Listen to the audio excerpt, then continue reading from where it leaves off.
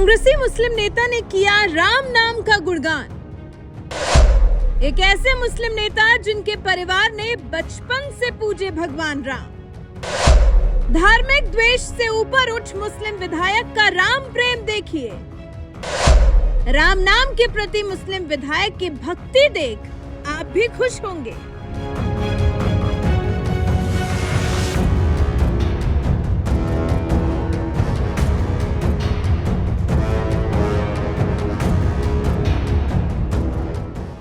मर्यादा पुरुषोत्तम राम को रोम रोम में बसने वाला बताया जाता है। राम तो सबके हैं। धार्मिक द्वेष से अलग राम तो सभी के लिए एक प्रेरणा स्रोत है। फिर चाहे वो किसी भी जाति का हो, किसी भी धर्म का हो, समाज के किसी भी तबके का हो, मनुष्य हो या पशु हो, जिसने राम की महिमा को जान लिया उसने राम को पा लिया।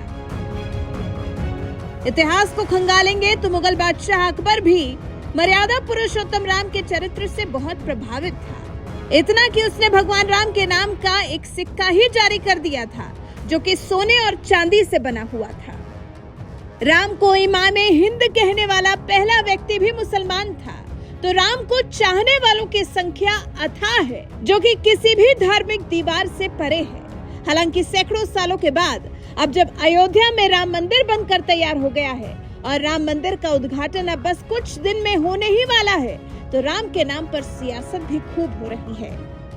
कोई राम को लेकर उल जुलूल बयानबाजी कर रहा है, तो कोई जिसने राम के नाम को नकार दिया, उनके वजूद को ही मानने से इनकार कर दिया, वो भी राम भक्ति में लीन नजर आ रहा है। खैर, इस बीच में ही कई सच्चे राम भक्त भी हैं। कर्नाटक के मुस्लिम विधायक इकबाल हुसैन ने गुरुवार को एक ऐसा बयान दिया है जिससे संभव है कि कट्टर मुसलमान नाराज हो जाएं। हो सकता है कि कुछ मौलाना उनके खिलाफ फतवा भी जारी कर दें, क्योंकि उन्होंने तो खुद को और अपने परिवार को राम की भक्ति में लीन बता दिया है।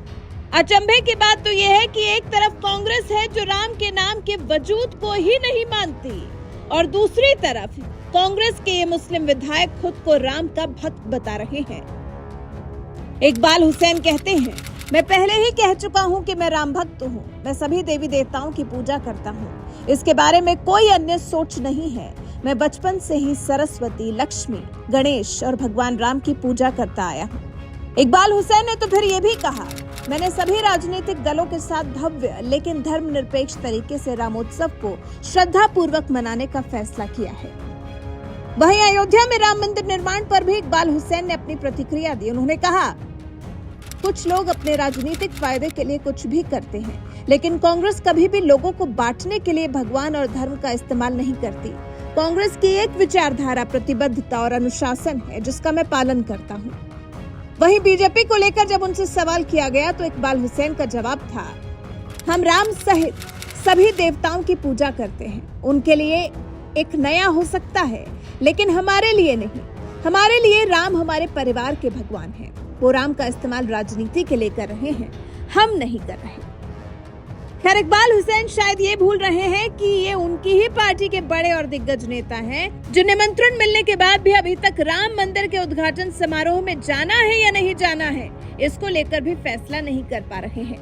हालांकि खुशी इस बात की है कि राम मंदिर का जब उद्घाटन होने जा रहा है, ऐसे वक्त में AIMIM प्रमुख असदुद्दीन ओवैसी जैसे लोग जहां मुसलमानों को भड़काने का काम कर रहे हैं, बाबरी को याद कर मुस्लिम समुदाय को उकसाना चाह रहे हैं, मस्जिदों को बचाने के लिए नौजवानों को चेता रहे हैं, इसी बीच में कांग्रेस पार्टी के मुस्लिम विधायक ऐसे हैं जो राम को अपने परिवार का भगवान मान रहे हैं और डंके की चोट पर इस बात को स्वीकार भी कर रहे हैं।